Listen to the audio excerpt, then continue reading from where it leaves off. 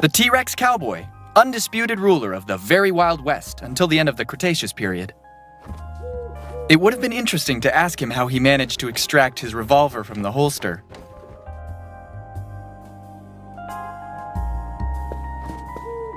My grandpa worked in a factory welding vehicle body parts. I remember that on his deathbed, and completely blind already, he mistook the blowtorch tube for my grandma's arm. May he rest in peace. A little too heavy, don't you think? There's still some gas in it if one day you ever decide to follow in the footsteps of my grandpa.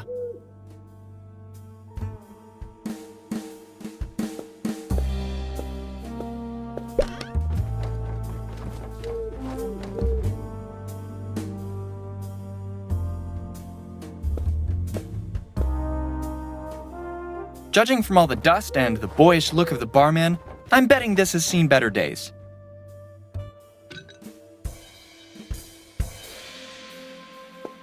Now I understand the electricity bills with all the zeros at the end.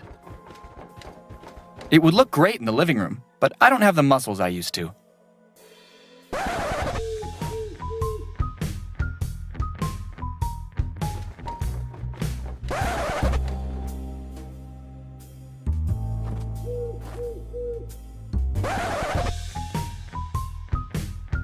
I think you seriously need a break. And this is why we complain about youth unemployment. Nice place you have here. Were you and Tutankhamun relatives?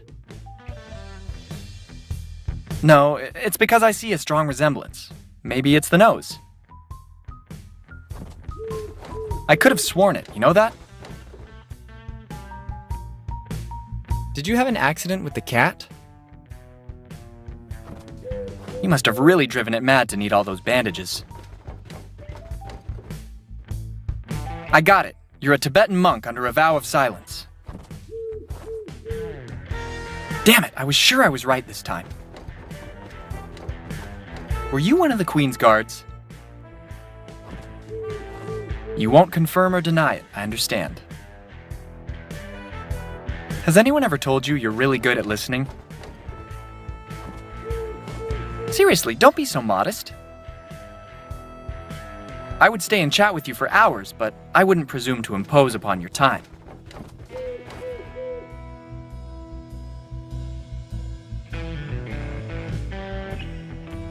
Cock-a-doodle don't. You'll never know what I hide under my inventory. Never. It seems to me that it's done its job all too well until now.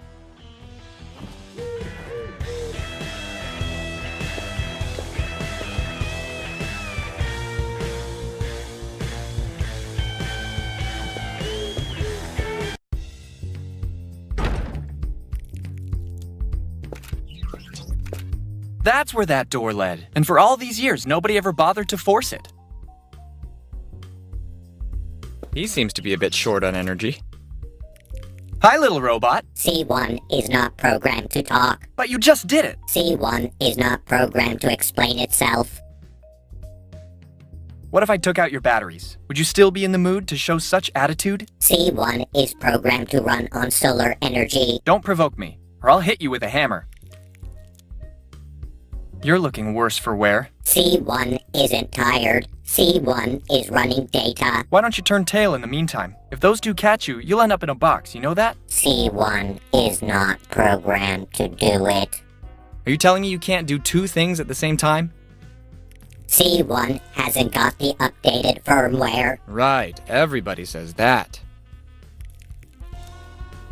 Beep, beep, bzz, bzz, beep, beep. C1 finds this really insulting. C1 has had it up to his valves with you. Come on, don't be so salty. Don't forget we applied for a PEGI 3 rating. Be careful what you say.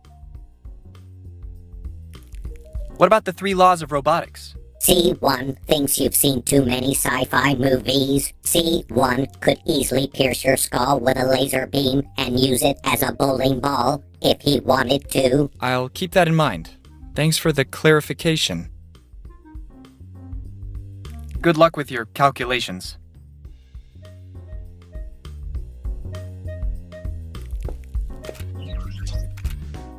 Maybe it's anti-aesthetic, but it's certainly effective.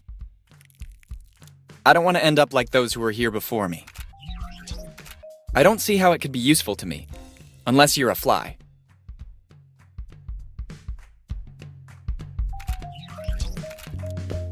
As unbelievable as this sounds, Ronald's father bought it years ago in anticipation of his own funeral. He found it on sale at a mortuary fair.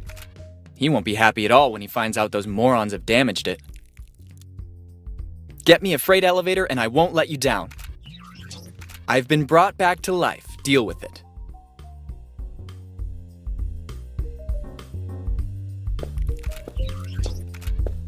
It's the old alarm clock Ronald used when he was a small child. Didn't think he still had it. It's a hard life for hitchhikers. I really have to ask you this. Looking for a lift to the 9th underworld?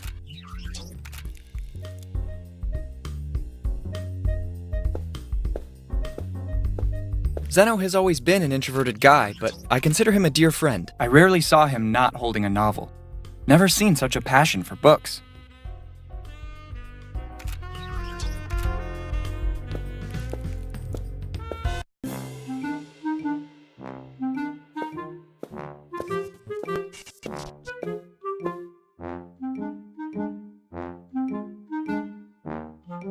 Who knows where those ashes have gone?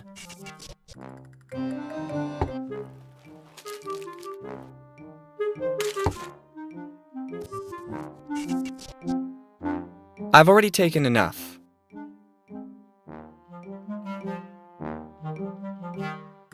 I'm afraid the last fall was fatal for it.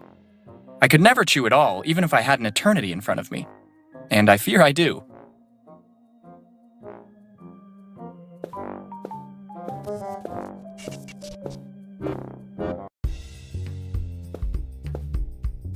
Surely someone could give a good cleaning around here once in a while.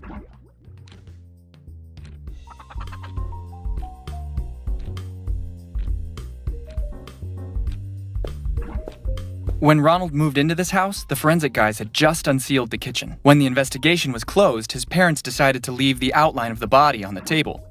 I have to admit that it gives an extra kick to breakfast, though.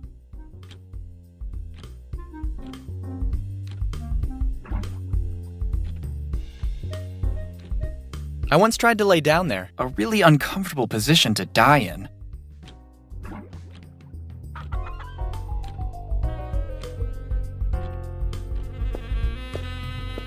He was gunned down by a barrage of point-blank peas, and they say vegetables are good for your health. I'm cold, John. Teddy, it's Skinny. Hold on, my friend. John, where are you, John? I can't see you, John. I'm here, mate. It's Skinny. It's all dark in here, John. Please don't die, Teddy. Keep holding on. It'll be okay. Teddy? Teddy, answer me! No! Teddy! Anyway, it's Skinny.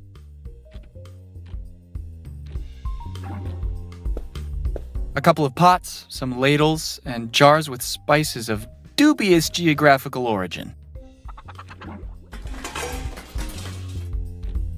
How did this get in here?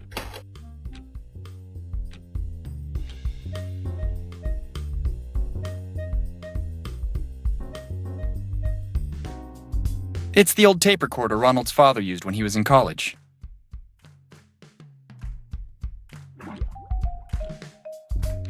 When we were kids, Ronald and I played rock stars. Me on the pots, him on the pans. We were such a disaster.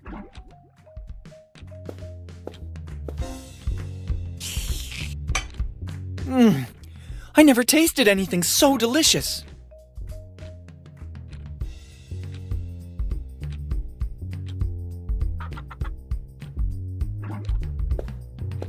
Kaboom cereal, an explosion of energy in your stomach.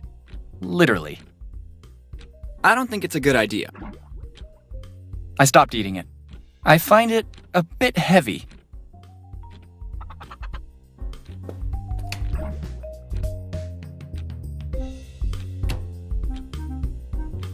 Calling them Post-its is an understatement. They're more like threatening messages that Ronald's mother leaves for her husband when she goes to work. Like, I don't know, let's see. No, this is too degrading. Better avoid. With this one, I think there might be grounds to sue. Okay, that's readable. Don't forget to pick up the clothes at the cleaners or you'll be the one hung out to dry. That's amore.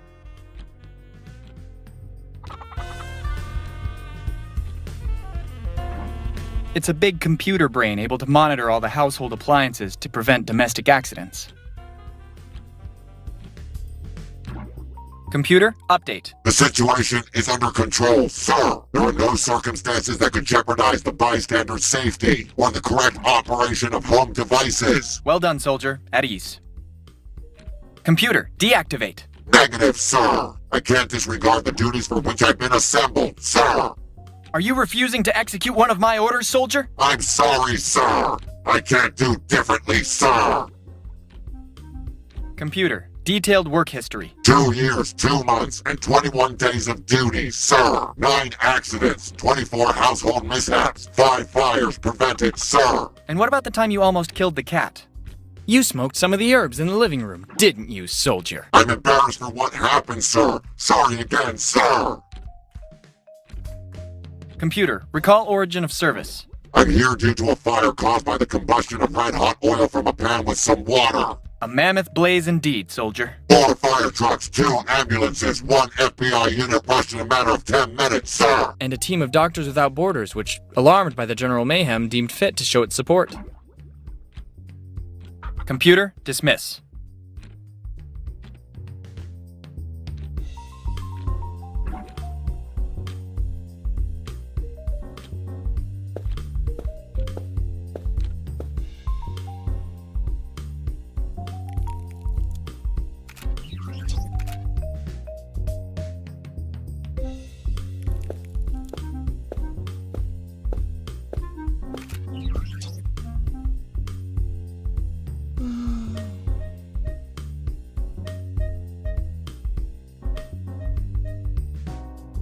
A little souvenir from Easter Island. We had some trouble at customs, but it was worth it. These moai are so vain and used to cameras nowadays, they've started posing with duck face. Woe is us. Legend has it that when Ronald's father is able to pull it out from the floor, it'll finally be him wearing the pants in the family. Actually, it would be useless anyway, but he doesn't know that. Nobody can get it out, as it seems to be stuck in the plumbing of the town's water supply. The mayor has even declared it a criminal offense just to attempt to force it out. That blade is so blunt that Ronald's mother can't even cut the bread for sandwiches with it.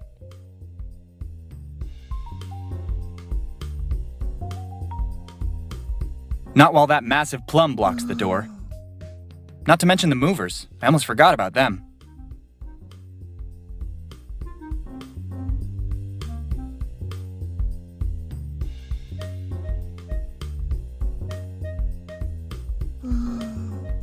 A bit of lateral thinking surely doesn't hurt, but here we're getting into nonsense.